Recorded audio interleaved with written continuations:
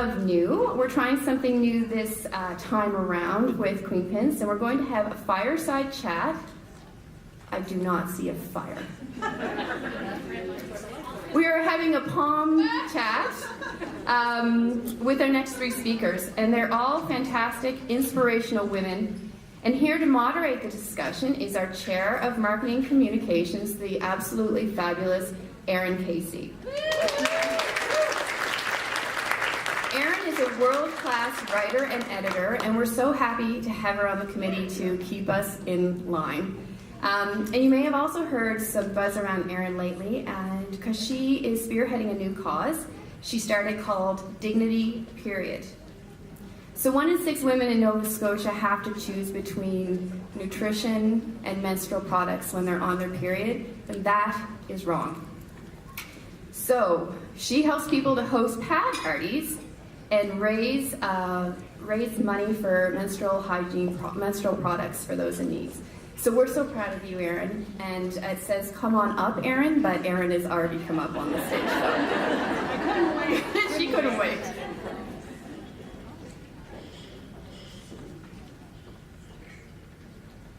All right, am I on? All right. And everyone can hear me? I'm good? All right. So welcome back to those of you who've been before. And welcome to anyone who is a first-time QueenPin. So as April explained, we're going to try a fireside chat, and I actually had a little electric fireplace that I thought about bringing, and then I completely forgot. So I kind of wish we had that now.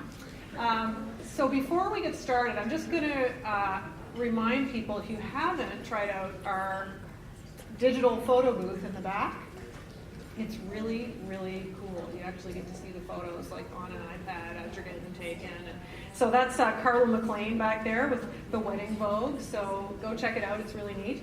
And I also wanted to thank Laura and her team from Charm Diamond Centers for donating the $1,000 shopping spree. Who bought a ticket? Has everyone bought a ticket? So that's great. So we're going to bring up our panelists now. So first I'm going to ask Laura Simpson to come up. Laura, where are you? There she is. So after leaving her job with Music Nova Scotia and temporarily her young family to do a 4-month internship in LA with a music marketing company, Laura founded the Syrup Factory, which began hosting house concerts in 2011 and offering strategy and services to artists in 2015. The Syrup Factory just won a 2018 Company of the Year award from Music Nova Scotia. With our very own Sarah. Where are you, Sarah? Yay! So in 2017, Laura partnered with musician Dan Mangan to found Side Door, a tech startup that serves as an online booking and ticketing platform, giving audiences instant access to intimate and unique entertainment events happening in private homes, businesses, and other alternative venues. It's like Airbnb or Tinder for concerts. Right? I don't sleep with the artists. I mean, Laura is looking for success that comes from honesty and authenticity, and says working on yourself and your connection to the world is your starting place. So thanks for being here, Laura. thanks, Sam. Yeah. Next up, we're going to have Kathryn MacKinnon. Kathryn, where are you? Kathryn, you coming up? At 29, Kathryn was an overweight couch potato. Her words, not mine. So she hit her local swimming pool, eventually working up to swimming several kilometers, then added cycling and reluctantly running to the mix. In 2003, she did her first Ironman triathlon and hasn't looked back. In 2016, she competed at the Ironman World Championships in Hawaii, but missed the bike cutoff and so didn't finish the race. Although she knew that outcome didn't define her, she was heartbroken. She felt she'd lost her passion and didn't compete in an Ironman again until 2018, when she fought through a bad race at Mont Tremblant to the finish. On September 11th, Kathryn decided at the last minute, like the very last minute, Pretty much. yeah, to try Hawaii again, and she finished.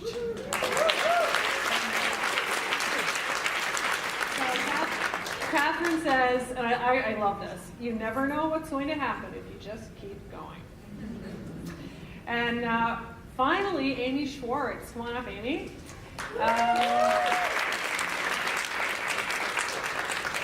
Amy left a secure government job to follow her dream of establishing Unleash Surf, a business that allows surfers to work remotely while pursuing their own dream lifestyle of traveling and working remotely. I guess I didn't edit that very well. Yep. Did I mention that people can work remotely?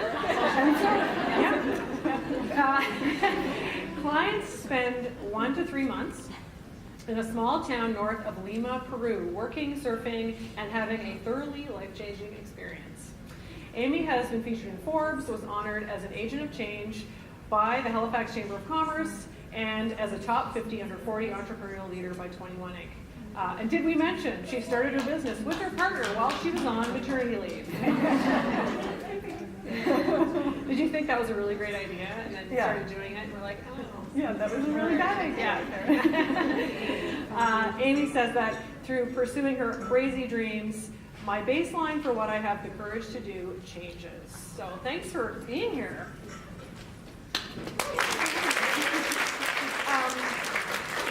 All right, so we've been talking a lot today about overcoming and facing fears. And the first question I'm going to ask each of you, and I'll start with you, Kathryn, is where does fear come from? What are you afraid of? Well, in general terms, I think for me, similar to what Rachel was saying, it's the fear of failure. You know, the fear of not getting it right. All of the, I guess, the feelings that come along with that. What about you, Amy? I think primarily for me it's a fear of regretting something in my life or regretting something big. And I think, that plays out in all kinds of ways and comes from all different places. And I think part of that comes from not meeting my own expectations of myself. I think it comes from being worried about all of the choices I have and being paralyzed by them. I think it comes from kind of what our first speaker was talking about, fearing that about what everybody thinks of me, and I think that comes from also feeling like, what if they all think I'm a jerk, and needing to really connect with people to kind of overcome that. And then, I know I'm going on, but one of the things I really feel like I am worried about is everything that's kind of happening in the world and that I'm not able to have an impact on it. And feeling like when I was a kid, I would have never stood for some of the things that I now stand there and kind of let happen, because I now understand the world's a lot bigger than when it was when I was a kid. So that really makes me afraid. And I worry about having regrets about all of those things. Laura? Rachel said something that resonated with me as well, and that is not being true to yourself and doing things because of other people's expectations. And that gut feeling when you know that you're just moving through something because it's what you think somebody else wants you to do. Yeah, and so the fear is actually around, not doing what you actually know is right for you. Yeah, I think a lot of people can relate to that feeling of, like you're almost being scared of being scared, right? Like that there's this thing that's waiting for you on the horizon, and it's a scary thing, but what pushes you to actually go that extra mile is like, well, what if I don't? What if I don't take that opportunity? So this time I'll start with Amy. How has your approach to fear and facing the unknown changed over the years? I think I've learned how to make all of my fears work for me. So as opposed to having them kind of take over in a negative way, I kind of look at them as, this is going to be a little bit cheesy because I have a company about surfing, but when you go surfing, it's really important to have a healthy fear of the ocean. And I think it's the same way with your fears. Like I feel like my fears of being paralyzed by not being able to make change in the world is a good thing because it keeps me accountable to trying to keep checking in on that and doing something. And the same thing about not meeting my own expectations. It keeps me checking in on, well, what are my expectations and are they legit and are they worthwhile? So I feel like, I don't know, when I was thinking about this question today, I was thinking about, when you're when I was a kid, and if my like, you know, brother or sister was being a real pain in the arse, the easiest thing to do would be to just like throw them into the room, or they would become a really big pain in the ass. Yeah. But if I kind of brought them in and kind of worked with them and gave them some leadership, like a good leadership role, that it could really kind of work for me. And so I've taken that approach, because just shutting them out was making them really big and scary. That's a great answer. Yeah. Kathryn? I think for me, well, there's a couple things, but one of them, I think, for me is if you really think about it, if you really think about what you're afraid of in any given moment, the fear for me is always about the future. It's always about something that may or may not happen. So one of the things that I do for me when I believe I'm feeling fearful is, well, first of all, ask myself, is that really true? Is that really fearful? And then to ask myself, okay, am I okay in this moment? And inevitably, the answer is yes, because in this moment, I'm okay. So even going back to Rachel's story about feeling the fear that she's going to die, well, even that imminent fear of death, the death is still in the future. The future might only be a breath away or a moment away, but if you really think about it, in that exact moment of her feeling that fear, seeing that fuel gauge on empty, she was still okay in that moment. So for me, it's about kind of letting go of the fear of what may or may not happen in the future, even if the future is only a breath or a moment away, and really asking myself in this moment, am I okay? So how do you do that? I literally stop and check in with myself. So again, Rachel talked to us about what physical symptoms do we feel in our body when we feel fear. You know, the sweaty palms, the racing heart rate, the butterflies in our stomach. So I can check in with myself and actually ask myself, okay, what am I physically feeling right now? Am I physically feeling fear? You know, am I okay in this moment? And it's as simple as that. But we don't ever kind of think of that because we're so caught up in the stories that our intellect, that our head brain is making up about fear and what we're fearful of. So even as you guys were talking a minute ago, like it's all the stories in our head that are just spinning around going, oh yeah, you're fearful. So for me, it's about letting go of the stories in my head and really checking in. Am I feeling those physical sensations of fear? My colleague Lee, who is here at the booth with me, always says fear is a liar. I love that phrase. The only time I can't do what you're talking about, really, is when it's turbulent in the airplane. And then I just sound just crazy. I have to watch the never-ending story, and just like I can take my mind off something.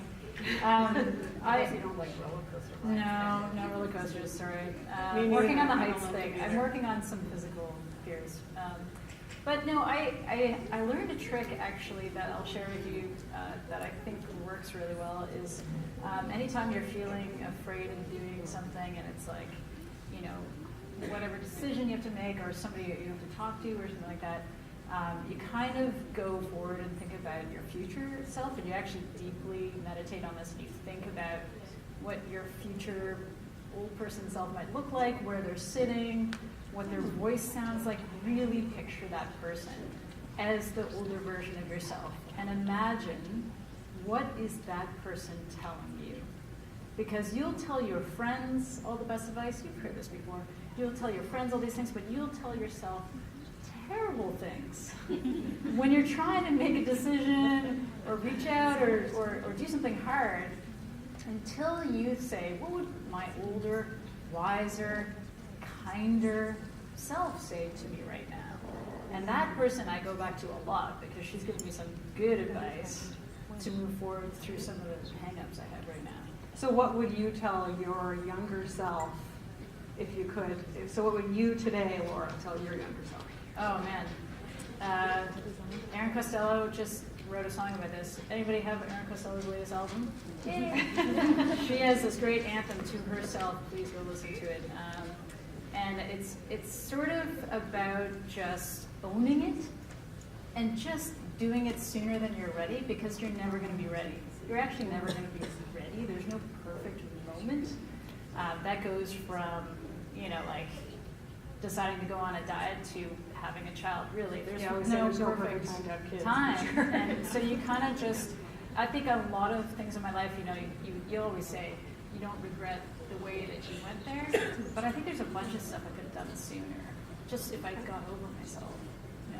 So this is, I didn't prepare this question, so I'm going to ask you too as well. What would you tell your younger self?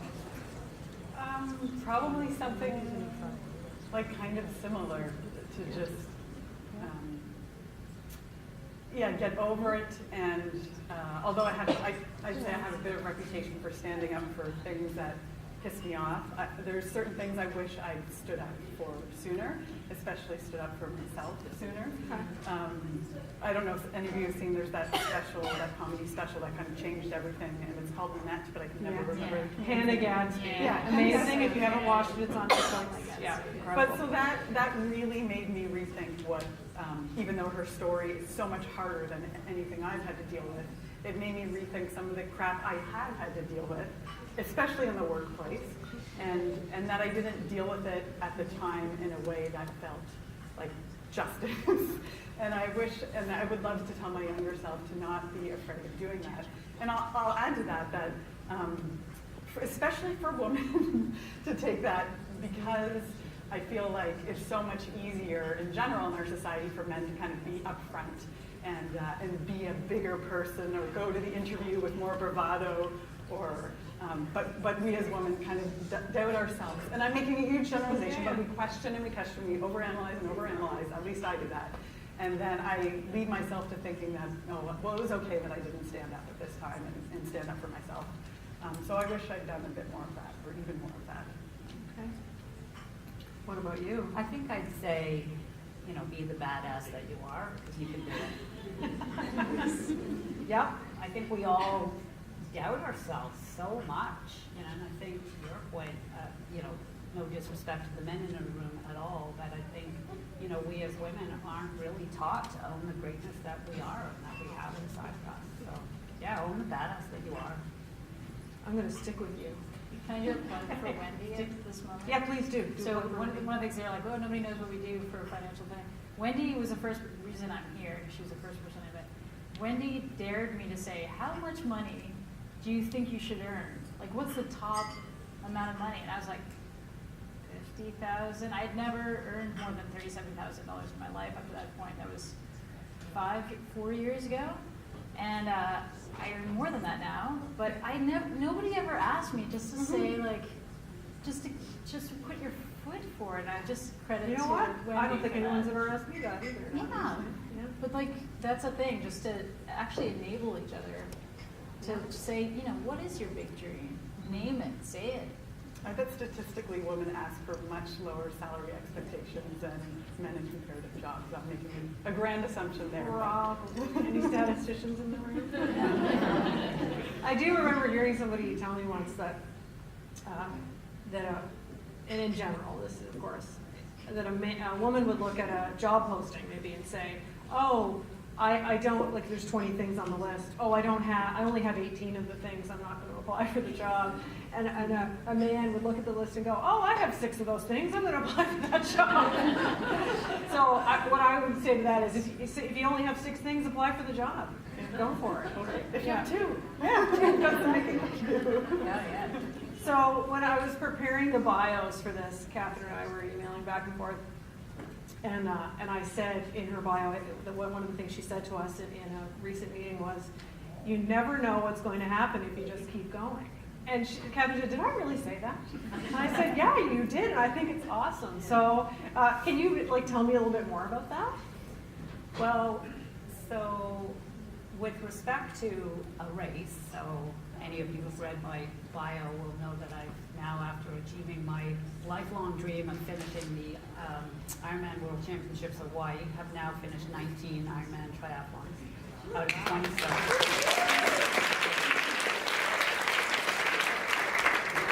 And so one of the things that I learned early on in my days of racing Ironman was never decide the outcome of a race in any given moment that you're in the race. Because My best ever race time was 13 hours and 50 minutes. My worst ever was 16 hours and 15 minutes. So that's a very long day.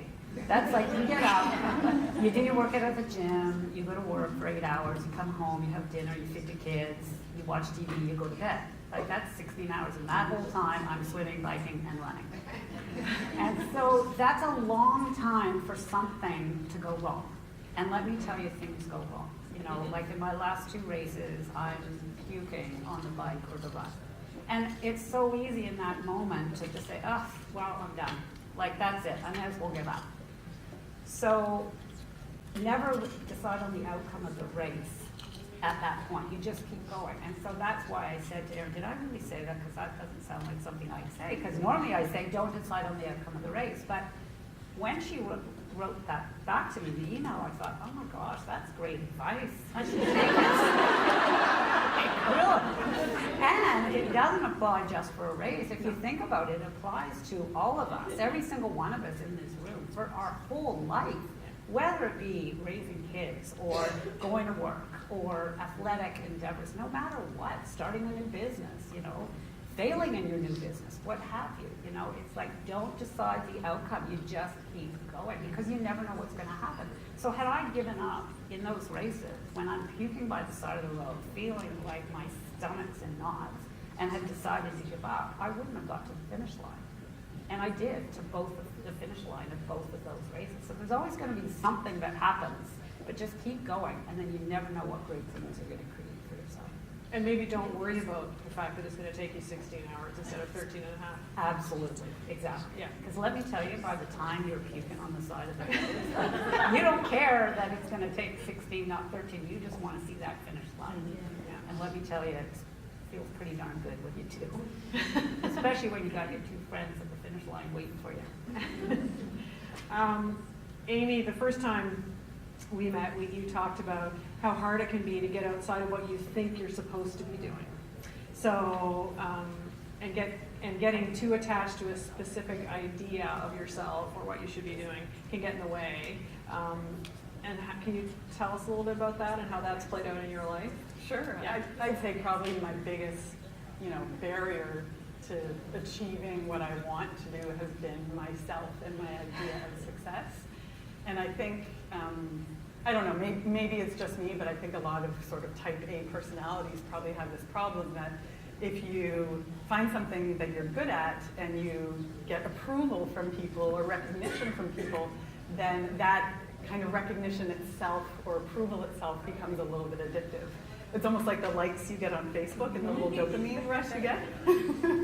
And if you really indulge in those, you waste your entire day. And it's just, I feel I don't know what you're talking about. Not that anybody here would do that, or that I've ever done that. But I feel like that kind of approval or people, noting your success can kind of give you this almost like tunnel vision of like, oh yeah, I'm good at this, I should do this. People like me when I do this or like that I do this. And then you get caught up in that kind of feeling of approval as opposed to what is it you really want or what I really want. And I think I fall into that pattern super easily. I can remember in university, everybody in university is going to be, at least where I was going, they were all going to be doctors or lawyers. And I didn't think I wanted to do one of those things, but I very easily started to define my success as to, moving along that track. And same thing I would say while I was working in government is your tunnel vision starts to become like, okay, here's the hierarchy and how do I move up the hierarchy? Because, I think there's also merit in just being like, I'm comfortable here and I'm going to stay here, but I'm not good at doing that either. And I don't want to be on that tunnel. So it was really challenging for me to start Unleash Surf because I didn't really have any definition of success for it other than... And you gave up quite a secure, good government job to do it, correct? Yeah. So it's been, and there's nobody defining that tunnel for me, really. There's nobody, maybe because I'm older, there's nobody who's giving me the approvals, and even what people would kind of typically see as approvals just feel like kind of like a business thing to me, like, okay, we did that, that's good. But it's, there's no tunnel. So it's a bit disconcerting. There's no base for me. And maybe in a way, like landmarks. Yeah, exactly. Yeah. But it feels really good. Yeah. I'm always like, oh, there's a ladder, I can climb it, but where's the water slide? Let's have some fun here. Speaking of fun, I'm going to throw back out one of your quotes. So you told us in our prep meeting that, and I quote, that you're pretty much constantly in fear and struggle sometimes with imposter syndrome. Can you talk to us a bit about that and how you work through it? Yeah, I was having a shitty day. I kind of went down and had a bit of a huge blow with my husband that night, actually. It was like a low point. Everybody gets this, you know, and it was like, just like, I think the fear thing is that you have to constantly acknowledge, especially when you're doing hard stuff, like you have a business to uphold, and therefore not only your family's welfare to care about, but the people who work for you. And you know, there's a lot of pressure. There's a lot of, am I doing the right thing when I don't know what I'm doing? Yeah, so it feels pretty daily that I kind of don't know what I'm doing. But I feel like the more honest I am about that, and the more I just push through and do the next step, the more I'm just becoming a lot more comfortable with it. But it is a recognition thing. It's sort of like separating those thoughts. You're like, well, am I thinking that because I just have this irrational brain thing that Rachel was talking about is so true? Or am I thinking this because I'm doing too much, or I'm overwhelmed, or I have to ask for help, or I'm not identifying the thing that actually is making me feel that way?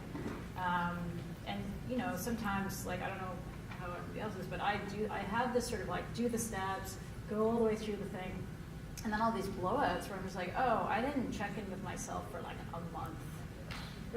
And now it's all just coming down around me, and I'm just going to be a disaster for a night. And then I'll get up and figure it out, go to work puffy-eyed, and just like keep going. But you know, I think it's really important to check in. And I say this quite often too. I don't really know what I'm doing.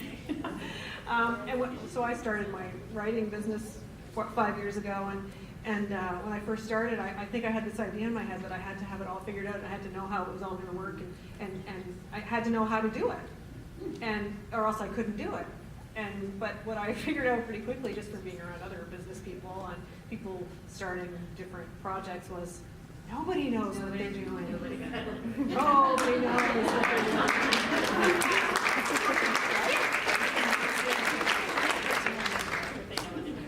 Yeah. They don't really know. I hope that makes everybody feel better. So Can I just comment on please, that? yes. Please. You're like, I know what I'm doing. Please. When I was thinking about this, one of the things I fear, but I can't really kind of connect it to my overall fear, which is, you know, having regrets is what I fear most, is how I used to feel so intimidated by so many people. And I don't anymore. And I think, I think that comes from like starting to, like you talked about, own things a little bit more, and own the fact that everybody's got some crap, even if they have power. And if I just can kind of like see them and what's going on with them, it's not scary anymore. It's kind of, yeah. Everybody's just making shit up. Yeah. Really, if I may say that. And I used to get really intimidated by very well-coiffed people, and I think that was part of my problem, is I have curly hair, and I will never be well-coiffed. So, and Caitlin, maybe you can sympathize. So once you just get rid of it, like not the hair, but get rid of it. You can do that too if you want. But then people who are well-coiffed and professional don't feel so scary anymore. Just I feel much more level. Yeah. I actually think I love getting older. I just think as a woman, getting older has been such a wonderful experience. I don't know, do you feel that way too? Yes. Yeah. Yeah. Like it's, You guys are like, no. I just feel, I don't know, I just feel that what you're saying, you're just so much more in yourself and not worried about other people, and yeah, it's a wonderful thing. I think it's a chicken and egg though. You feel better about getting older if you can get over yourself. I guess so. You know, but if you're a little hanging on to like, oh, but when I was 20 I could drink like 8 beers. But I when I was 20, so maybe that's why it's okay for me. So I'm going to ask a question about risk. Maybe I'll start with Kathryn. Because I'm thinking about your decision kind of at the last minute to do the Hawaii race again, so you can maybe, that's an opening for you to talk about that. But how do you know when the time is right to take a calculated or not so calculated risk? That's a great one. I think for me, it is about checking in with myself. And, you know, I mentioned earlier about, you know, the stories that we tell ourselves, right? Or good or bad, but usually bad. You know, it's not often that we're our own best cheerleader. And so for me, it's about letting go of any stories that are in my head and really, to your point, checking in. Meditation, if that feels right for me in the moment. And really trusting that gut instinct. So I think other ways I've said it before is trusting that voice inside of you, not the voice inside your head, but the voice deep inside of you, your gut instinct. What is it telling you? You know, to trust that, because it will never lie to you. And so for me, it's about listening to that voice inside of me and taking the leap. Taking the leap of faith into the unknown and just trusting. You know, so if you imagine yourself on a tightrope, or well, on a trapeze, or not tightrope. You know, you're on the edge and you're holding on to the bar. And your feet are still firmly planted onto that platform. And you're about to let yourself go, right? So it's like, take the big breath, lean back, and just let yourself go. And let your feet go. And just take that leap of faith into the unknown. And trust that there's a net beneath you if you fall. So back to what we were talking about earlier about the failures, right? We all know that we learn best from our mistakes. We don't learn best from our successes. I have learned so much more from the troubles that I've had in every single race, every single down point, low point in a race. I've learned something about myself. We all do that as we live our lives. It's not just in athletic endeavors. So it really is about swinging that trapeze, letting your feet go, taking the leap of faith, and trusting that the net beneath you is going to fall, you know, catch you as you fall. I'm going to go to you next, Laura. I think it's really important sometimes to get somebody who really knows you to reflect back to you what that risk that you're thinking about doing and talking it out. And not people who are going to be like, no, you're great, you can do anything, or, you know, or maybe one of your parents is like, no, you're just terrible at everything, whatever. Everyone has somebody in the middle who knows you and isn't going to bullshit you and isn't going to just appease you and or be afraid for you. Like, you kind of know who that person is in your life to sort of talk it out with, and they can be your mirror in a lot of ways and sort of disseminate some of the irrational stuff from the rational stuff. And like in my case, when you mentioned I did go to LA for 4 months, and I left my family. My daughter was entering school. She was 5 years old. My son was going into grade 1. And the reason I went was because when I had the opportunity to mentor with somebody, my husband was like, well, you could do it in Halifax, or you could go anywhere in the world. Anywhere in the world. And I was like, really? And he's like, yeah, I got this. And I was like, now, first of all, that's pretty special, so that involves my head. But, you know, I'm lucky, I'm fortunate, I value that so much. But it took me saying to him, you know, this is a risk, and him validating back to me, you got this, for me to say, okay, let's go. And that, I would say that was one of the biggest turning points in my life, was to be able to get that, you know, validation from somebody who's going to tell me the truth. And that's important. All right. I think I'm being told to wrap it up. No. So Amy, you want to quickly answer? Sure. But I think I want to start by the trapeze reference. There's actually a woman who I met in the break, who worked in public health for 13 years and has now joined the circus, or recently joined the circus. So she should be up here somewhere. But anyway, where is she gone? She's here. She stepped out. Oh, darn. We'll have to find her. Yeah.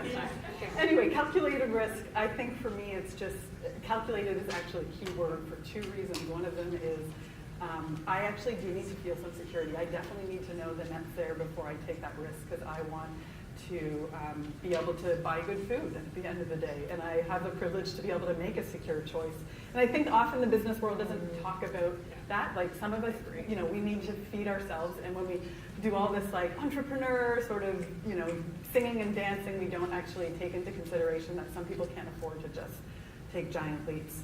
But on the other hand, I would say when my gut doesn't shut up when it's been going for, you know, months or years even, it starts to be time where I'm over-calculating and it's time to listen.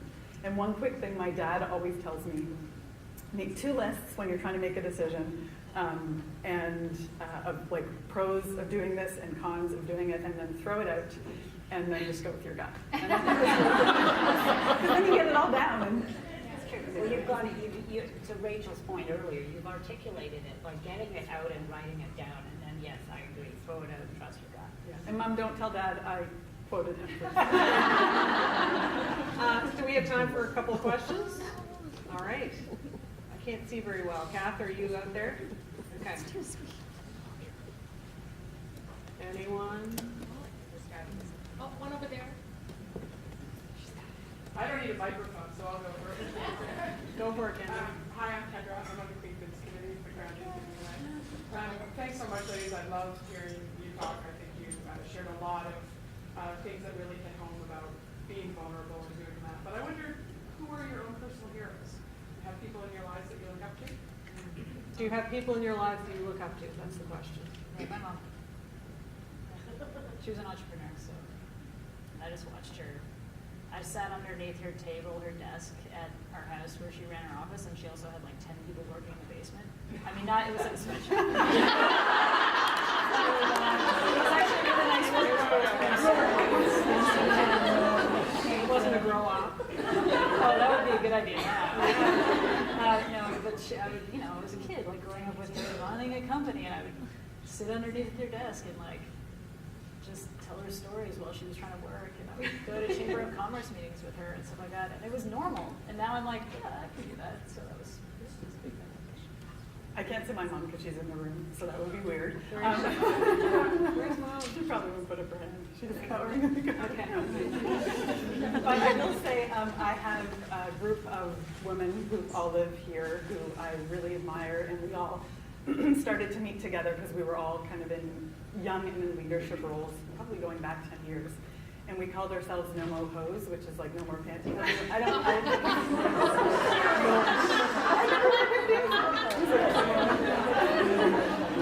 So we get together, we try to get together over many years now, once a month, and the idea is that we can kind of share challenges that we have in the workplace. And at the time, there weren't really any groups in town that we felt comfortable, because we were young, sharing that stuff with, because no one was really taking us seriously.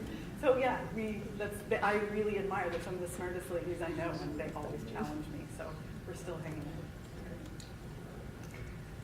Oh, that's a tough question. I can't think of just one. So in this moment, I think I know it's the women. I've got a group of women in my life, my Ohana, Hawaiian name for family. Not birth family, but family of choice. The group of women that really know themselves to be the greatness that they are, and always, I'm looking at you, Holly and Wynn, always, you know, moving toward the potential that they can be, and inviting me to do the same for myself. You know, moving towards that full potential that I can be. Well, I think that's a wonderful note to end on. Do we have time for another question? Oh, one more? Okay. So I wanted to bring us back to a point that was made earlier, that women tend to make less than men in the same jobs. So in the dental hygiene profession, there's about 17,000 hygienists across Canada, and about 3 or 4% of those are male. And when the last survey came out, there was a $10,000 discrepancy per year in what men make versus what women make. So how do we as women make sure that when we're going for different employment opportunities, how do we not undervalue ourselves? This is an excellent question. Your power positions in the bathroom. Yeah, I've been there. I have actually been in this position where I found out that I worked somewhere longer than anybody else and was paid the least. And I remember just being like, what? And left. I just left. Yeah, but it's really, there's so little you have. Like, I actually advocated for myself in the annual meetings and that sort of thing, and I just got a hard no every time. And I think that at the end of the day, you have to make the choice for yourself to be like, can I work for somebody who's obviously not valuing my work? And I think in the case where it's like obviously a profession that across the board is having a problem, it's not just like an organization or a company. You know, you might have some strength in numbers there, and now I'm so grateful for that. Now is the time that we can be heard, and there is no shame in being heard, and just like unify and be heard. Like, this is not right. Tell people, and tell the people that matter. Like, don't be afraid to like call people out on it. In like, I'm a big fan of one-on-one too. Like, it doesn't have to be like, oh, we're in a group and I'm going to call you out, but go and have a meeting and be like, why is this the case? This is not fair. And do not have zero problem in doing that, because you're advocating for yourself, and that's important. Yeah, I would just say, dare to dream and believe. Back to your point, like, ask yourself, if I am going to dare to believe and dream, how much money do I want to make? And then once you know that and you can believe that you're worth that, ask for what you want, and don't stop asking, and keep asking until you get what you want. If that means going to, like to your point, quitting your job and going somewhere else, ask for what you want because you're worth it. Yeah, I mean, I wish I had an answer for this, but I mean, I think part of the challenge is, yeah, there has been a lot that's come out and made us all more comfortable to challenge things, but there's still, especially in this province, I feel like real systemic problems with sexism and racism, and we don't talk about, well, that even when those are challenged and challenged regularly, and it's often the same people challenging them over and over and over again, it's still not being heard, or they risk their own personal careers or gain. And so I guess I don't want to end this on a sad note, but in some ways I feel a lot of frustration that we still have so far to go, and that people still risk so much when they do that. So I agree with what you're saying, is like the more we can kind of link arms and do it together, the better, but some people don't have the opportunity to do that, and they take a lot of risk in when they do. Yeah, I agree, and I think to end on that note, as women, we need to support each other and stand together. I think, you know, that's kind of what all three of you are saying. Well, and just on one final note, I guess that's my big thing, you know, is I think as women, we are not taught, like from little girls, we're not taught to support each other. So we grow up in comparison with each other, and that, to me, leads to competition with each other. And I'm sure every single woman, every single female in the room can think of a time where we've actually even been in competition with our best friend.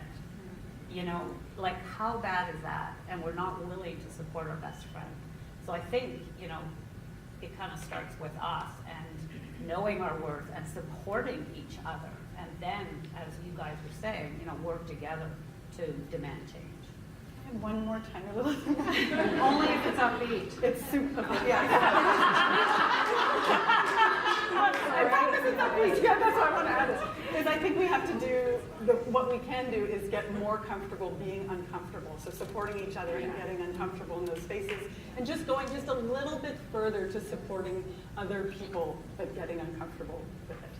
Yeah. Well, thank you so much, all of you.